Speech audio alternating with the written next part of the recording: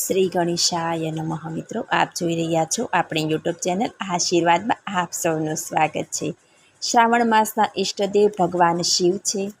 શિવની ઉપાસના કરવાથી ભવોભવના દુઃખ કષ્ટ પીડા મટે અને અંતે મુક્તિ પ્રાપ્ત થાય. ભગવાન શિવને પ્રસન્ન કરવા આપણે શિવકથા પણ સાંભળીએ છીએ. મનુષ્ય શિવપદને મેળવી શકે તે ઈચ્છિત ફળ આપનારું, પાપનો નાશ કરનારું, તે ધર્મ અર્થ કામ અને મોક્ષની પ્રાપ્તિ કરાવે છે. શિવ મહાપુરાણના પઠન શ્રવણ કે ચિંતનથી અતિ દુર્લભ ફળની પ્રાપ્તિ થાય છે. જે આ મહાશિવ પુરાણનો એક પણ શ્લોક સાંભળે કે ભક્તિપૂર્વક પઠન કરે તે જીવન મુક્ત બને છે. જે પાઠક તેનું પૂજન કરે તેને અશ્વમેઘ યજ્ઞનું ફળ મળે. જે ભાવક અન્યના મુખેથી શિવપુરાણનું પઠન સાંભળે તેના સર્વ પાપો નાશ પામે છે. જે ભાવક શિવપુરાણને વંદન કરે છે તેના પ્રત્યે તમામ દેવોની કૃપા ઉતરે છે. આપણે અત્યારે આ વિડીયોમાં સાંભળી રહ્યા છીએ શિવ મહાપુરાણમાં. અત્યારે આપણે સાંભળશું ચોથી સંહિતા, કોટિ રુદ્ર સંહિતામાં પહેલો ભાગ આપણે પહેલા વિડીયોમાં સાંભળ્યો. અત્યારે આ વિડીયોમાં આપણે સાંભળીશું શિવલિંગ વિશે જાણકારી તથા શિવલિંગનું પૂજન વિધિ, મંત્ર જપનું મહત્ત્વ, બેલીપત્ર, ભસ્મ, રુદ્રાક્ષનું શું મહત્ત્વ છે તથા શિવજીના વ્રતો વિશે આજે આપણે આ વિડીયોમાં સાંભળીશું. જો આપને મારો વિડીયો પસંદ આવે તો લાઈક કરજો, શેર કરજો અને પહેલીવાર જો આ વિડીયો આ ચેનલમાં જોઈ રહ્યા હોય તો સબસ્ક્રાઈબ કરજો, જેથી મારા નવા વિડીયોની માહિતી તુરંત આપ સુધી પહોંચે. સંહિતા ચોથી, કોટિ રુદ્ર સંહિતાનું શિવલિંગ વિશે જાણકારી અને તેનું પૂજન વિધિ. સૈનકજીએ પૂછ્યું કે હે સૂતજી, પ્રભુ સદાશિવના લિંગની સ્થાપના કેવી રીતે કરવી, તેના લક્ષણો શા છે, તેનું પૂજન કઈ રીતે કરવું, કયા દેશમાં અને કયા કાળમાં કઈ રીતે કરવું તેની સમજૂતી આપો. સૂતજીએ કહ્યું કે હે મુનિઓ, લિંગની સ્થાપના યોગ્ય સમયે, પવિત્ર, મંગલ અને જ્યાં પૂજન થઈ શકે તેવા સ્વસ્થ સ્થળે કરવાની હોય છે. લિંગ બનાવવા માટે પથ્થર, ધાતુ અથવા ઉત્તમ માટેનો ઉપયોગ કરાય. ચરલિંગ હોય તો નાનું અને એકાદ આંગળ જેટલું રાખવું. જ્યારે અચરલિંગ કરવું હોય તો લિંગનું માપ બરાબર 12 આંગળ જેટલું રાખવું યોગ્ય ગણાય.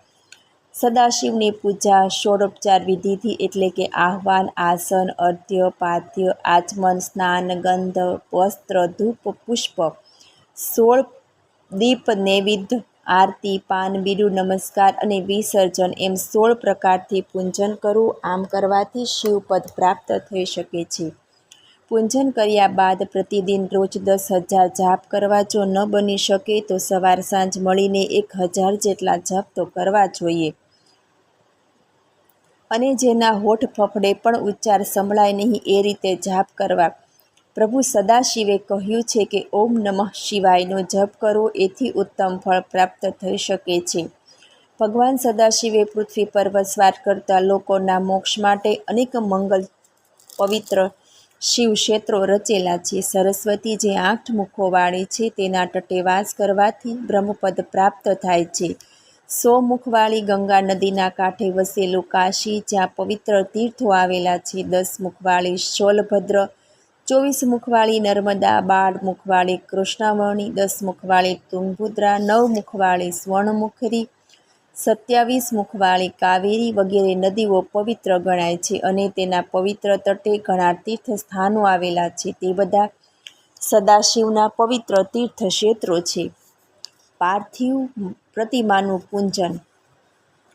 પછી મુનિઓએ ભગવાન સદાશિવની પાર્થિવ પ્રતિમાને પૂજન વિશે જાણવાની ઈચ્છા વ્યક્ત કરી. સૂતજી બોલ્યા કે હે બ્રાહ્મણો, તળાવ, નદી કે કૂવાના જળની અંદરની માટી લાવી તેને સુગંધીદાર દ્રવ્યોથી પવિત્ર બનાવી તેમજ દૂધ થકી ભીંજવીને પાર્થિવ પ્રતિમા બનાવી. પ્રતિમાને દરેક અંગ પ્રત્યંગ તેમજ આયુધયુક્ત બનાવવી. ત્યારબાદ સુંદર મંડપ બનાવી આદરપૂર્વક પ્રતિમાની સ્થાપના કરી તેનું ષોડોપચારથી પૂજન કરવું. જેના પુષ્પ થકી પોષણ અને મંત્ર થકી અભિષેક કલ્પવા.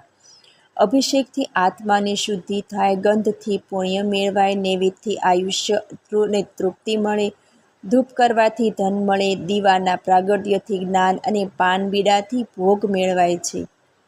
ભગવાન સદાશિવની શ્રદ્ધા ભાવથી ભક્તિ અર્ચન કરવાથી તે પ્રસન્ન થાય છે, તેની દયા ઉતરે, મનોકામના સિદ્ધ થાય.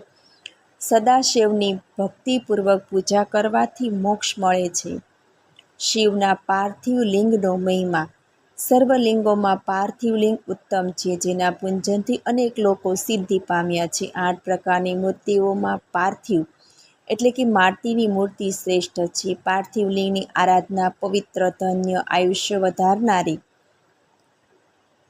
સંતોષ અને પુષ્ટિ આપનારી તથા લક્ષ્મીનો વધારો કરનારી છે. તેથી તેની પૂજા અવશ્ય કરવી જોઈએ. પાર્થિવ લિંગ અખંડ જ બનાવવું, તેને ખંડિત કરવું નહીં. જે ખંડિત લિંગ બનાવે તેને પૂજાનું ફળ પામતો નથી. બ્રાહ્મણ પાર્થિવ શિવલિંગનું પૂજન કરતો નથી, તે શૂલપ્રોત નામના અતિ ભયંકર ઘોર નરકમાં જાય છે. પાર્થિવ લિંગની પૂજા નદી કિનારે, તળાવે, પર્વત ઉપર, શિવાલયમાં કે કોઈ પવિત્ર સ્થાનમાં કરવી. પાર્થિવ લિંગની સંખ્યા અને તેનું ફળ. હે મુનિઓ, વિદ્યા ઈચ્છતા પુરુષે 1000 પાર્થિવ લિંગ બનાવી તેનું પૂજન કરવું. ધન ઈચ્છનારે 500 પાર્થિવ લિંગોનું, પુત્ર ઈચ્છનારે 15 પાર્થિવ લિંગોનું, સોનું અને વસ્ત્ર ઈચ્છનારે 500, પૃથ્વીની ઈચ્છાવાળાએ 1000, મોક્ષ ઈચ્છનારે 1 કરોડનું, દયાની ઈચ્છાવાળાએ 3000નું, તીર્થની ઈચ્છાવાળાએ 2000નું, મિત્ર ઈચ્છનારે 3000નું, કોઈને વશ કરવાની ઈચ્છાવાળાએ 800નું, મરણ ઈચ્છનારે 700નું, મોહ ન ઈચ્છનારે 800નું, ઈચ્છાટન કરવા તત્પર થયેલાએ 1000નું, સ્તભન ઈચ્છનારે 1000નું, દ્વેષ ઈચ્છનારે 500નું, બંધનથી છૂટવા ઈચ્છનારે 1500નું, મહારાજાના ભય સમયે 500નું, ચોરના સંકટ સમયે 200નું, ડાકણ વગેરેનો ભૂલ દૂર કરવા 500નું, દરિદ્રતા દૂર કરવા 5000નું, દરેક પ્રકારની કામના પૂર્ણ કરવા 10,000 પાર્થિવ શિવલિંગોનું પૂજન કરવું જોઈએ. પાર્થિવ શિવલિંગોનું પૂજન કરોડો યજ્ઞોનું ફળ આપે છે તથા કામનાવાળા મનુષ્યને કાયમી ભોગ ને મોક્ષ બંને આપે છે. મંત્ર જપનું મહત્વ. સૂતજી કહે કે હે બ્રાહ્મણો, સદાશિવ પંચાક્ષર મંત્ર ઓમ નમઃ શિવાય ના જપ મહામાસ તેમજ શ્રાવણ મહિનામાં કરવો ઉત્તમ ગણાય છે. પ્રથમ મિતાહાર તેમજ મૌન રાખીને 1000 જપ વડે શુદ્ધ થવું. ત્યારબાદ શિવજીનું સ્મરણ કરવું.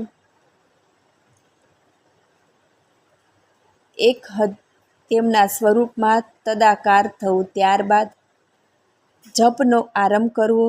ભક્તિ પોતાના સંકલ્પ મુજબ જપ કરતા રહેવું. જપ પૂર્ણ થયા બાદ શિવજીનું પૂજન શ્રદ્ધાથી વિધિપૂર્વક કરવું.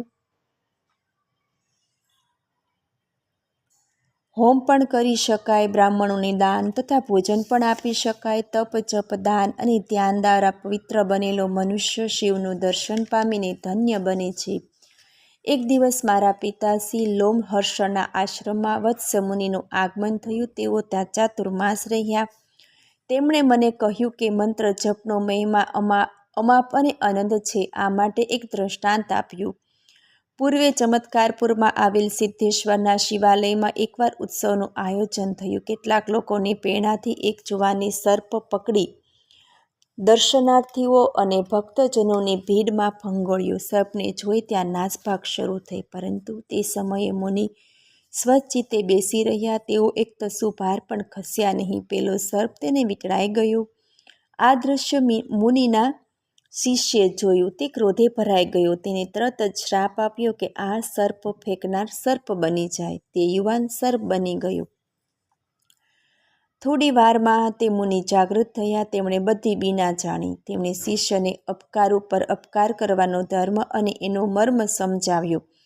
અને પછી પેલા સર્પ બનેલા યુવાનને કહ્યું, તું જળમાં જઈને રહે અને દરરોજ શિવ પંચાક્ષરનો જપ કરશે એટલે તારા પાપનો ક્ષય થશે. જ્યારે વત્સમુનિ તને લાકડી વડે ફટકારશે ત્યારે તું શાપમુક્ત થઈ પુનઃ દિવ્ય દેહ ધારણ કરી શિવલોકમાં જઈશ. દેવયોગે હું ફરતો ફરતો નદીમાંથી નદી તટે જઈ ચડ્યો. તાજેવરમાં જ મારી પત્નીને સર્પદંશ થયેલો એટલે સર્પ જોઈ મને ગુસ્સો આવ્યો અને મેં તરત જ સર્પને જોઈ લાઠી પ્રહાર કર્યો. પરિણામે તે સર્પની જગ્યાએ તેજોમય દિવ્ય દેહધારી જુવાન આળસ મરડીને ઊભો થયો. હે મુનિઓ, એક મનુષ્ય ભક્તિભાવ અને શ્રદ્ધાથી દાન આપે અને બીજું પંચાક્ષરનો જપ કરે, બંનેનું ફળ સમાન છે. કોઈ એક સરોવર તીર્થોમાં સ્નાન કરે, ચંદ્રાયણ વગેરે વ્રત કરે, એક પંચાગ્નિ તપી તપ કરે, સર્વસંગનો ત્યાગ કરી જ્ઞાન પ્રાપ્તિ કરે અથવા બીજો મંત્ર જપ કરે તો બંનેને સમાન ફળ મળે. આમ પંચાક્ષર મંત્રના જપનું ફળ ખૂબ જ છે. શિવ પંચાક્ષર મંત્ર વેદમાં અને શિવશાસ્ત્રમાં આ પંચાક્ષર અક્ષર ઓમ સાથે 6 અક્ષરનો કહ્યો છે. આ મંત્ર અર્થગંભીર, વેદના સારૂપ અને મુક્તિદાયક છે. તે સાક્ષાત સદાશિવ સ્વરૂપ છે, તેથી સિદ્ધ આપનારો છે. મંત્રો ઘણા છે, પરંતુ સદાશિવે રચેલા આ મહામંત્ર જેવો કોઈ એક મંત્ર નથી. શિવનું જ્ઞાન, શિવની સમજણ અને વિદ્યા છે, જે પંચાક્ષર મંત્રનું ભાષ્ય છે. આ મંત્ર દિવ્ય, મનને નિર્મળ કરનાર, સર્વ મનોરથ પૂર્ણ કરનાર છે તથા શિવ સ્વરૂપ સર્વજ્ઞ પરમાત્મા શિવે પ્રાણી માત્રના મનોરથની સિદ્ધિ માટે આ ઓમ નમઃ શિવાય મંત્ર કહ્યો છે. કોઈ પણ માણસ આ પંચાક્ષર મંત્રના જપમાં નિષ્ઠાવાળો, દયાળુ હોય તે પાપરૂપ વિડંબણાઓમાંથી છૂટી જાય છે. હે દેવી, પૃથ્વી પર ભ્રષ્ટ થયેલ, દોષિત બનેલ, દુઃખી, કષ્ટભર્યો માનવ મારો ભક્ત બનીને પંચાક્ષરી વિદ્યા દ્વારા સુખદાયી બને છે. આ મંત્રના ઋષિ વામદેવ છે. છંદ પંક્તિ છે અને હું તેનો દેવતા છું. ગૌતમ, અત્રિ, વિશ્વામિત્ર, અંગિરા અને ભારદ્વાજ આ 5 અક્ષરના ઋષિઓ છે. ગાયત્રી, અનુષ્ટુપ, ત્રિશુપ, બૃહદી અને વિરાટ એ 5 છંદો છે.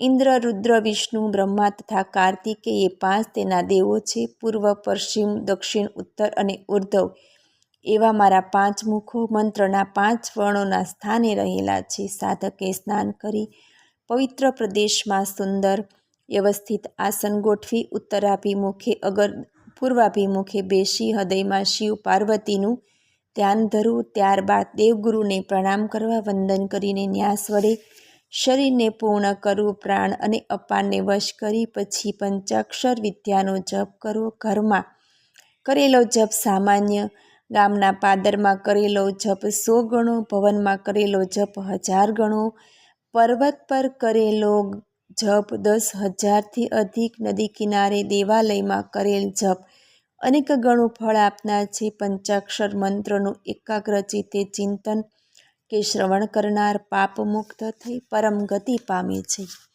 મંત્ર ગ્રહણ કરવા માટે શ્રેષ્ઠ સદાશિવ સંસ્કાર કરવા જોઈએ. પરિણામે માનવને પૂજા આદિમાં અધિકાર પ્રાપ્ત થાય તે સંસ્કાર કહેવાય. તે સંસ્કારથી 6 માર્ગોનું પૂર્ણ શોધન થવાથી તે દીક્ષા પણ કહેવાય. શિવશાસ્ત્રમાં 3 પ્રકારની દીક્ષા ઉપદેશી છે: સાંભવી, શાક્તિ અને માંત્રી. ગુરુના માત્ર દર્શનથી, સ્પર્શથી તથા સંભાષણથી કે વાર્તાલાપથી પ્રાણીને સંજ્ઞા ઉત્તમ જ્ઞાન તત્કાળ થઈ જાય તે સાંભવી દીક્ષા કહેવાય. ગુરુ યોગ માર્ગે શિષ્યના દેહમાં પ્રવેશ કરી જ્ઞાન આપે તે જ્ઞાનયુક્ત દિશા શાક્તિ કહેવાય. ક્રિયાયુક્ત દિશાને માંત્રી કહેવાય. તે બહારથી થાય. ગુરુ પોતાનું સામર્થ્ય આ 3 પ્રકારે શિષ્યને આપે છે. શિષ્ય ગુરુ કૃપાથી જ્ઞાન પ્રાપ્તિ કરવી. ગુરુએ શિષ્યની દરેક પ્રકારની પરીક્ષા કરવી. દરેક પ્રકારની પરીક્ષામાં જે શિષ્ય સંયમ છોડે નહીં તે શુદ્ધ છે તેમ માનવું. તે પછી શિષ્યની 6 માર્ગે શુદ્ધિ કરવી: કલા, તત્વ, ભુવન, વર્ણ, પદ અને મંત્ર, નિવૃત્તિ, પ્રતિષ્ઠા, વિદ્યા, શાંત અને સાત્યતા. ગુરુએ પ્રાર્થના કરવી કે મેં આ શિષ્યને 6 માર્ગે શુદ્ધિ કરી છે તો આપ તેને આપના અવિનાશી નિર્વિકાર રૂપમાં પહોંચાડો. ત્યારબાદ શિષ્યના પાથમાં શૈવી વિદ્યા અર્પણ કરવી. પછી ગુરુદેવે શિષ્યને સાધન માટેની વિધિ બતાવી. અંતે તે મુજબે શિષ્યે સાધના કરવી. મૂળ મંત્રની સાધનાને પરશુરણ કહેવાય છે. મંગલ દિને અનેક દોષોથી રહિત પવિત્ર વિસ્તારમાં ગુરુએ પહેલા સમય નામનો સંસ્કાર કરવો. આ પૂજા વિધિ નદી કિનારે, સમુદ્ર તટે, ગાયોના વાડામાં, પર્વત પર, દેવ મંદિરમાં, સ્વસ્થ કરેલા પોતાના નિવાસમાં કરવી. ત્યાં ગંધ, વર્ણ, રસ આદિથી ભૂમિની પરીક્ષા કરી શિલ્પશાસ્ત્રમાં કરેલા માર્ગે મંડપ બનાવવો. એ મંડપની વચ્ચે વેદિકા, 8 દિશાઓના કુંડો તૈયાર કરવા, તેમાં ઈશાન દિશામાં મુખ્ય કુંડની રચના કરી, ધજાઓ ગોઠવી, વેદીને શણગારવો, શક્તિ મુજબ મંડપ કરો. આ અંગે ગુરુનું માર્ગદર્શન ખૂબ જરૂરી છે. ચોખ્ખા વાતાવરણમાં શ્રદ્ધાભાવથી સદાશિવનું સ્મરણ કરવું, જપવા, વાજિંત્ર વગાડી શુદ્ધ પવિત્ર જ્ઞાનથી સદાશિવનું સ્મરણ અને મંત્ર રટણ કરવું. આ મંત્ર ગુરુદેવના કહ્યા પ્રમાણે કરવો. ગુરુદેવ જ્યારે શિષ્યના કાનમાં મંત્ર ગણગણે ત્યારે તે શિષ્યે મંત્ર શ્રદ્ધાથી ગણગણવો જોઈએ. ત્યારબાદ ગુરુએ શિષ્યને મંત્રનું શુદ્ધ ઉચ્ચારણ, તેનો અર્થ બતાવી, તેને પ્રભુ સ્વરૂપ દર્શાવી પ્રસન્ન બનાવવો જોઈએ. ગુરુએ ભસ્મ આપી શિષ્યને શ્રદ્ધાવાન બનાવવો. તેને મૂળ મંત્રથી રચેલ રુદ્રાક્ષના મણકા, પૂજા માટેની વસ્તુઓ, ધ્યાનના સાધનો શ્રદ્ધાથી આપવા. શિષ્ય ગુરુના કહ્યા પ્રમાણે સઘળી પૂંજન વિધિ નિયમિત કરવી. શિવશાસ્ત્રોનું ગ્રહણ, વાંચન તથા શ્રવણ પણ કરવું. નિત્ય નૈમિતિક કર્મ. સવારે વહેલા ઉઠી અંબા સહિત ભોળાનાથનું પ્રથમ ધ્યાન કરી શ્રદ્ધાભાવથી વંદન કરવા. સૂર્યોદય થાય ત્યાર પછી દાંતણ કરી, નદી તથા કૂવા તળાવના પાણીએ સ્નાન કરી, સ્વચ્છ વસ્ત્ર ધારણ કરી શિવ નામ રટણ કરવું. શિવ મંત્ર શુદ્ધ ઉચ્ચારણે બોલવું. ગુરુએ માર્ગદર્શન કહ્યા પ્રમાણે સ્નાન કરતી વેળા શિવ નામ રટીને પોતાના પર જળનો અભિષેક કરવો. બાદ શિષ્યને તિલક કરવું, શરીરે ભસ્મનું લેપન કરવું. શિષ્યએ રુદ્રાક્ષ ધારણ કરી પૂજા સ્થાને આવી સવાર સાંજ શિવનું પૂજન ગુરુના કહ્યા પ્રમાણે કરવું. પોતાનું મુખ પૂર્વ તરફ અગર ઉત્તર તરફ રાખી શ્રદ્ધાભાવથી શિવ શિવાનું નામ રટવું. તેમજ શ્વેતથી માંડી નકુલિશ લિંગના તેમજ શિષ્યોની તથા ગુરુને વંદન કરી પુનઃ ભગવાન શંકરને વંદન કરવા. શિવ, મહેશ્વર, રુદ્ર, વિષ્ણુ, પિતામહ, સંસાર વેદ્ય, સર્વજ્ઞ તથા પરમાત્મા એવા 8 નામોના જપ કરવા. અગ્નિ કાર્ય. કુંડમાં, સ્થલિંગ પર, વેદિકા પર, લોઢાના નવા વાસણમાં કે માટીના નવા પાત્રમાં વિધિ મુજબ અગ્નિનું સ્થાપન કરી તેનો સંસ્કાર કરી તેમાં મહાદેવનું આરાધન કરીને હોમ કર્મ કરવું. કુંડ 2 હાથનો કે માત્ર 1 હાથનો કરવો તેમજ ગોળ અથવા ચોકડું વેદિકાનું મંડળ કરવું. કુંડ પહોળો તથા ઊંડો તેમજ તેની વચ્ચે 8 પાંખડીઓનું કમળ 4 આંગળ ઊંચું તેમજ 2 જ આંગળ ઊંચું આલેખવું. ગુરુના તથા શાસ્ત્રના માર્ગદર્શન પ્રમાણે અગ્નિ કાર્ય કરીને મહાદેવનું શ્રદ્ધાપૂર્વક પૂજન કરવું. પૂજાના પાત્રો સ્વચ્છ, પૂજા સ્થળે લેપન કરવું, સુંદર આસન બનાવવું, શ્રદ્ધા ભાવથી સુગંધીદાર દ્રવ્યો આણવો. ગુરુના કહ્યા પ્રમાણે અગ્નિ કાર્ય કરી વિધિસર શિવજીનું પૂજન કરવું.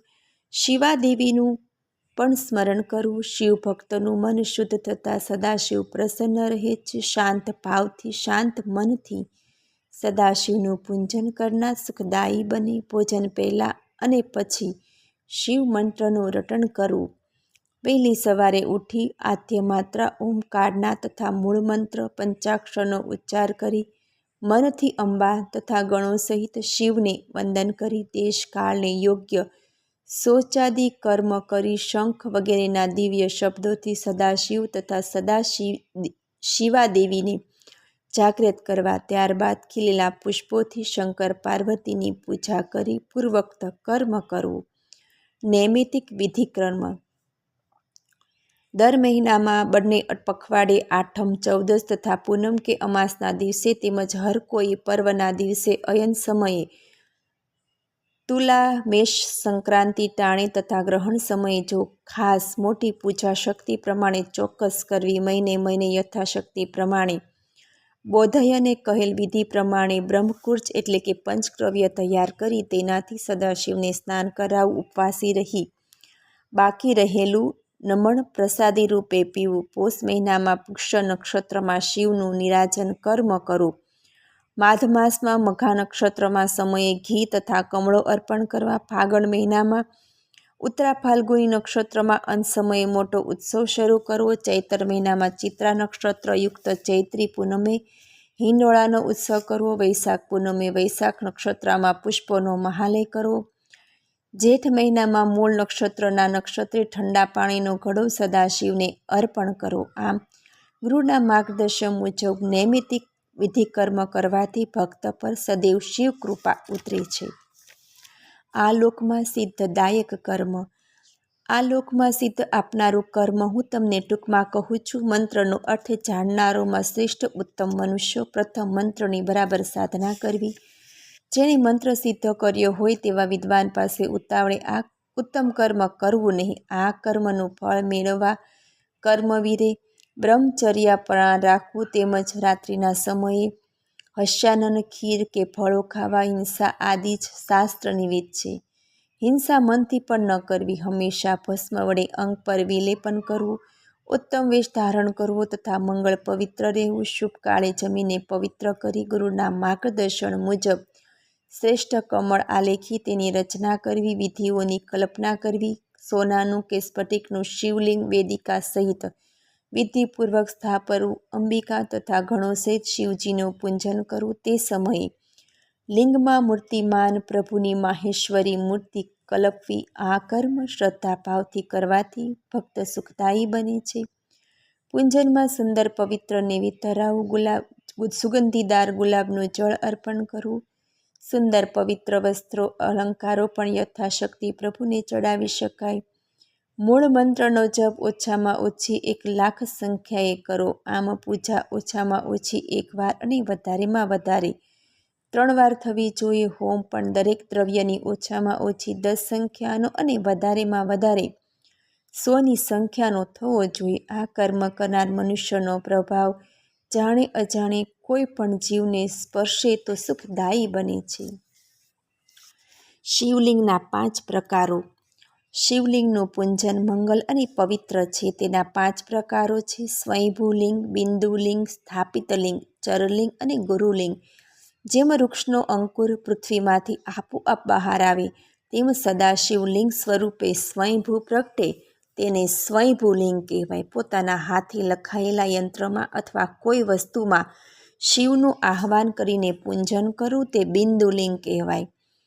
બ્રાહ્મણોએ, રાજવીઓએ તેમજ ધનિકોએ કુશળ કારીગર પાસે તૈયાર કરાવીને લિંગની મંત્ર થકી પ્રતિષ્ઠા કરી હોય તેને સ્થાપિત લિંગ કહેવાય.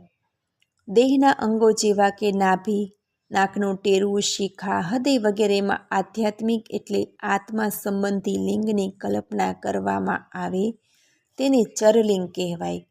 ગુણના વિકારોને દૂર કરે તે ગુરુ. તેથી વિદ્વાનો પંડિતો ગુરુનું જે શરીર તેને ગુરુલિંગ કહેવાય. ગુરુની પૂજા એટલે શિવનું પૂજન. બીલીપત્રનો મહિમા. સદાશિવના લિંગ પર બીલીપત્ર ચડાવવાથી સદાશિવ સદૈવ પ્રસન્ન રહે અને એની કૃપા ભક્તો પર ઉતરે.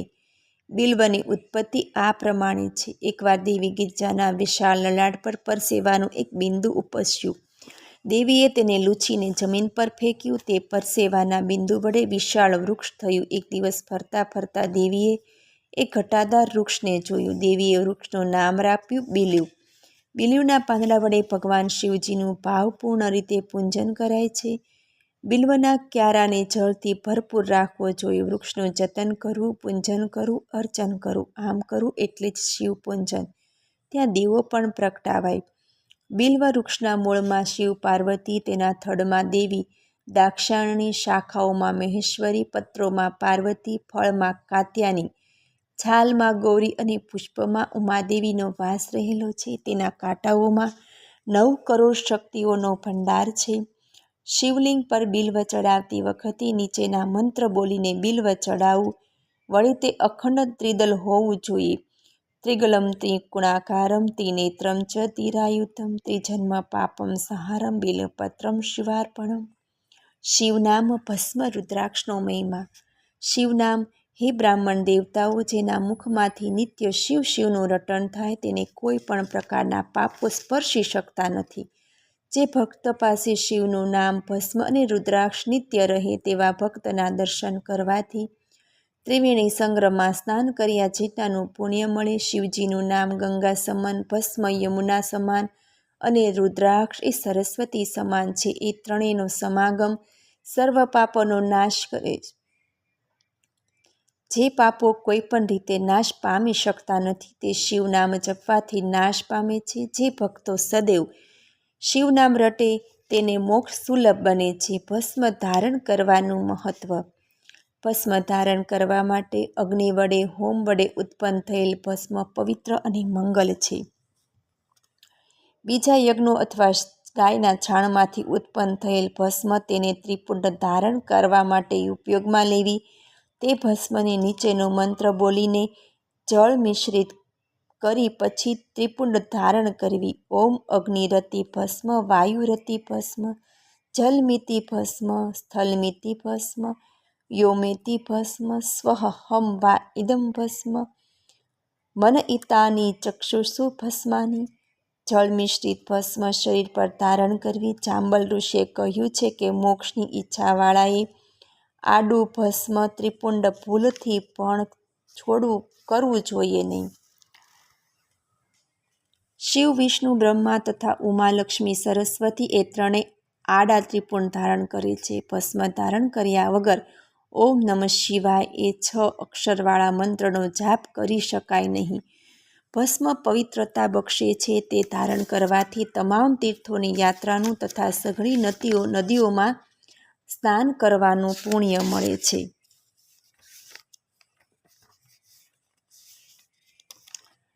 રુદ્રાક્ષ ધારણ કરવાનો મહિમા.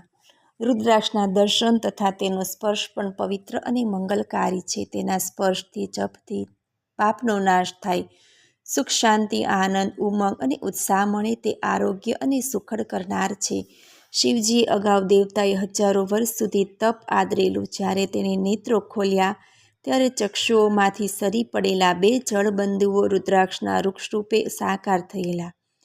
ભગવાને ભક્તોને તે પ્રસાદી તરીકે આપ્યા એટલે ભક્તોએ તે ધારણ કરી પવિત્ર મંગલ બન્યા.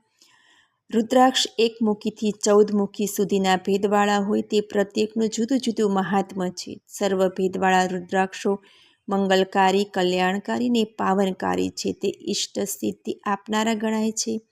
પ્રભુ શિવજીની આજ્ઞા મુજબ નિત્ય સિદ્ધિ અને મુક્તિ પણ આપે છે. આ અંગેની વિદ્યેશ્વર સંહિતાની કથા સુતજીએ કહી સંભળાવી છે.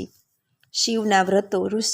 ઋષિઓ કહે કે હે तात, સદાશિવના કયા વ્રતથી ભક્તો ભોગ અને મોક્ષ મેળવી શકે તે અમને કહો. સુતજી કહે, મહાદેવના જપ મુજબ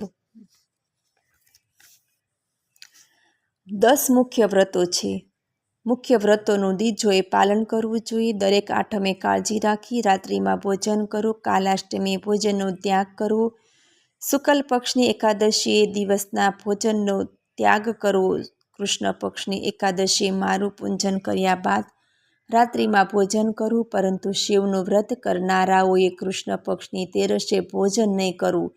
બંને પખવાડિયાના સોમવારે રાત્રે એકવાર આહાર કરો. વ્રત કરનારે શિવ ભક્ત બ્રાહ્મણોને જમાડ્યા બાદ જ જમવું. ભગવાન મહાદેવની પૂજા, રુદ્ર જપ, શિવાલયમાં ઉપવાસ તથા કાશીમાં મરણ. મોક્ષ પ્રાપ્તિ શિવરાત્રિ વ્રત માટે આવશ્યક છે. શિવ ભક્તે સોમવારથી આઠમ અને સોમવારે કૃષ્ણ પક્ષની 14સે ઉપવાસ કરવો. તે શિવને પ્રસન્ન કરનાર છે. તેમાં શિવરાત્રિનું વ્રત ઉત્તમ છે. તે દિવસે સવારે વહેલા ઉઠી સ્નાન કરી શિવાલયમાં જઈ નમસ્કાર કરી મંત્ર કરવાનો સંકલ્પ કરવાથી નિર્વિઘ્ને વ્રત પાર પડશે.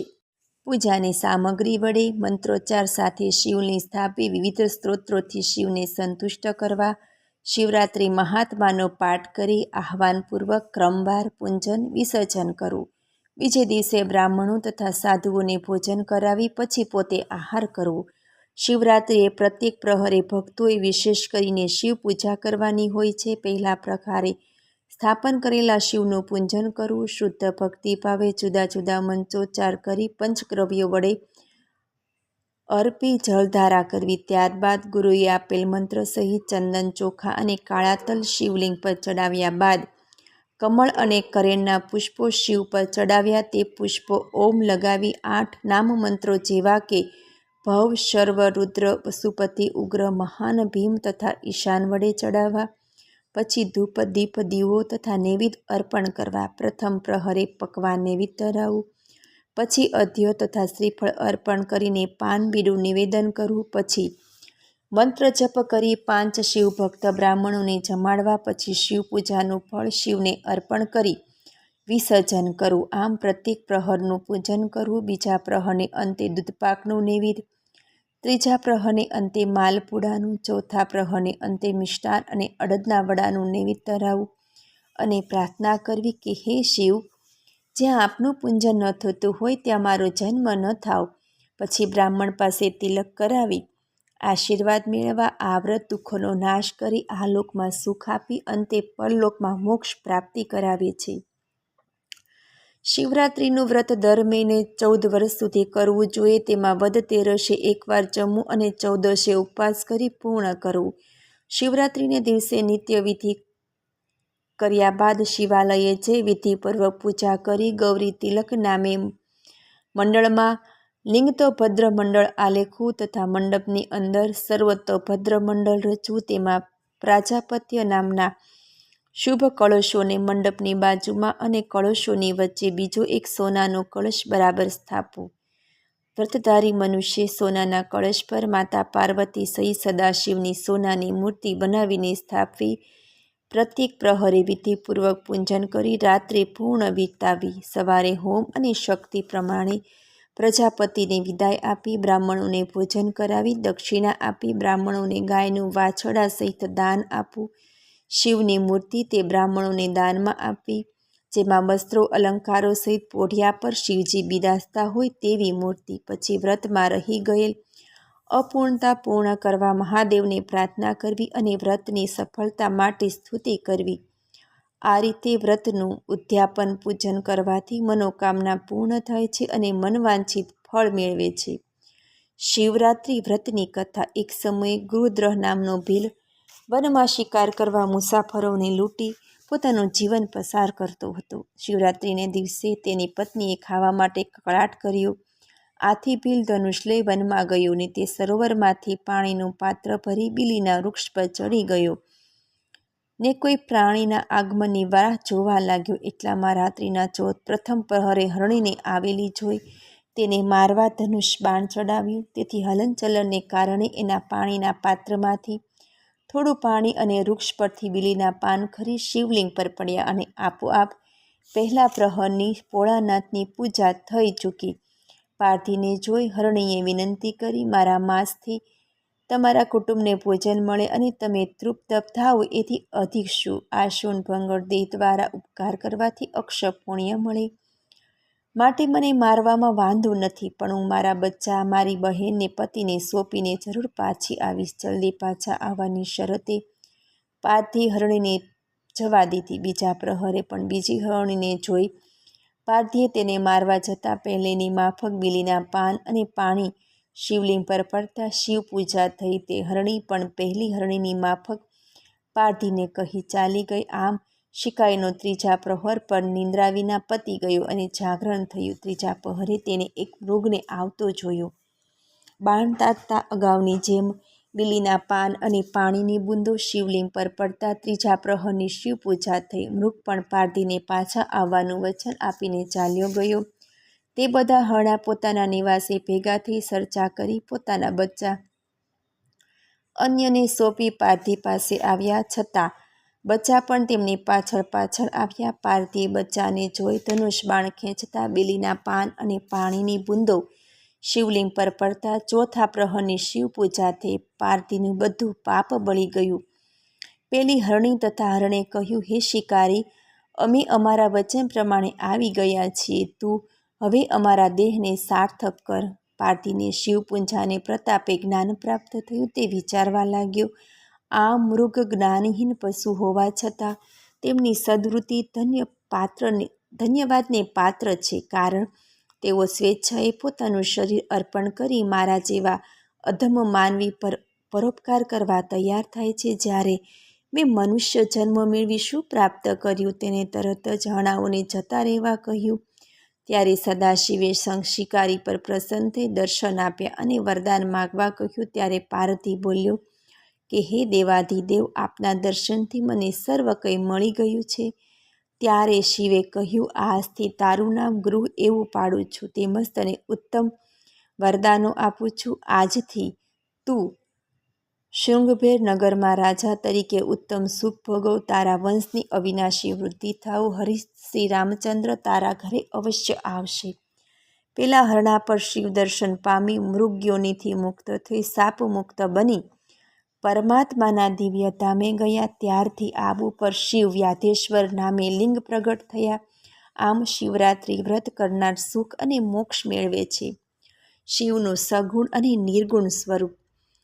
મુક્તિ 4 પ્રકારની છે: સારૂપ્યા, સાલોક્યા, સાનિધ્ય અને સાયુજ્યા, જે શિવ ભક્તિથી મળે છે. 5મી કૈવલ્ય નામે દુર્લભ મુક્તિ છે, જેનાથી જગતનું સર્વત્ર પોષણ અને લય થાય, જેનાથી આ જગત સઘળું જગત વ્યાપ્ત છે. તે જ શિવનું રૂપ છે. શિવ સ્વરૂપ સકલ નિષ્કલ એમ 2 પ્રકારનું છે.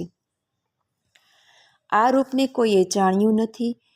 તે પરબ્રહ્મ શિવ નામે કહેવાય. તે સર્વમાં ઉત્તમ છે. સત્ય, જ્ઞાન, અનંત સચ્ચિદાનંદ રૂપે શિવ તત્વ પ્રતિષ્ઠિત છે.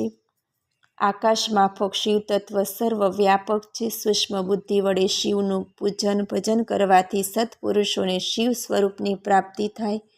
ભક્તિ 2 પ્રકારની છે: એક સગુણ અને બીજી નિર્ગુણ. સદાશિવ, વિષ્ણુ, રુદ્ર, બ્રહ્મા આમાં નિર્ગુણ કોણ ગણાય? જે પરમાત્માથી પ્રથમ અવતરેલા તેને વેદાંતીઓ શિવ તરીકે જાણે. એ શિવથી પુરુષ સહિત પ્રકૃતિ ઉત્પન્ન થઈ. 2 સ્થળે તેમણે જળમાં રહી તપ કર્યું. એ પંચકોશી કાશી વિશ્વને પ્રિય છે.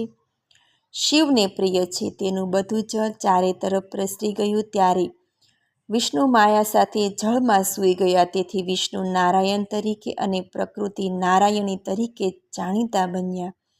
એ નારાયણના નાભી કમળમાંથી જે જન્મ્યા તે પિતામહ બ્રહ્મા કહેવાયા. એ બ્રહ્માએ તપ દ્વારા જેનો સાક્ષાત્કાર કર્યો તે વિષ્ણુ કહેવાયા. એકવાર બ્રહ્મા વિષ્ણુ બંને પોતાનામાંથી મોટું કોણ એનો વિવાદ ઊભો થયો. ત્યારે તેના નિર્ગુણ રૂપ શિવે જે રૂપ પ્રગટ કર્યું તે મહાદેવ નામે પ્રસિદ્ધ થયું. તેમણે કહ્યું, હું રુદ્ર બ્રહ્માના લલાટમાંથી પ્રગટીશ, અને તે જ રીતે રુદ્ર ભાવિકો પર અનુગ્રહ કરી સાકાર રૂપે પ્રગટ્યા. શિવ નિર્ગુણ એટલે 3 ગુણોથી રહિત, જ્યારે રુદ્ર સગુણ એટલે કે ગુણોનું સ્થાન છે. જેમ સોનું અને દાગીનામાં કંઈ ફેર નથી, તેમ શંકર અને રુદ્રમાં કોઈ ફેર નથી. બંને એક છે. બંનેના રૂપ અને કાર્ય સમાન છે, અને બંને એક સરખા રૂપે ભક્તોને ઉત્તમ ગતિ આપે છે. પ્રકૃતિથી અવતરેલા વિષ્ણુ આદિ બધા રુદ્રોમાં લય પામે છે, પરંતુ એ રુદ્ર વિષ્ણુ આદિમાં મળીને લય પામતા નથી. આ સમગ્ર જગત શિવમય છે. બ્રહ્માથી માંડી ઘાસ સુધી બધું જ શિવ સ્વરૂપ છે. સૃષ્ટિની પૂર્વે, મધ્યમાં, અંતે અને શૂન્ય વખતે શિવ રહેવાના. તેથી તેને સગુણ જાણવા. તેમજ તેઓ શક્તિમાન હોવાથી સગુણ નિર્ગુણ એમ 2 પ્રકારે થાય છે. શિવ અનંત છે, અમાપ છે. તેઓ સાક્ષાત મહાકાલી વડે આર્ષિત હોય, પોતે મહાકાલ છે. તેનાથી બધું વ્યાપ્ત છે. ઓમ ઓમ શ્રી શિવ મહાપુરાણ નામનો 4થો અધ્યાય સમાપ્ત. ઓમ ત્રંબકમ યજામહે સુગંધિમ પુષ્ટિવર્ધનમ ઉર્વારુકમેવ બંધનાન મૃત્યુમોક્ષયમામૃતાત્મનિ. સાંભળવા બદલ ધન્યવાદ. જો આપને મારો વિડીયો પસંદ આવે તો લાઈક કરજો, શેર કરજો, અને પહેલીવાર જો આ વિડીયો આ ચેનલમાં જોઈ રહ્યા હોય તો સબસ્ક્રાઈબ કરજો, જેથી મારા નવા વિડીયોની માહિતી તુરંત આપ સુધી પહોંચે. ધન્યવાદ. જય શ્રી કૃષ્ણ.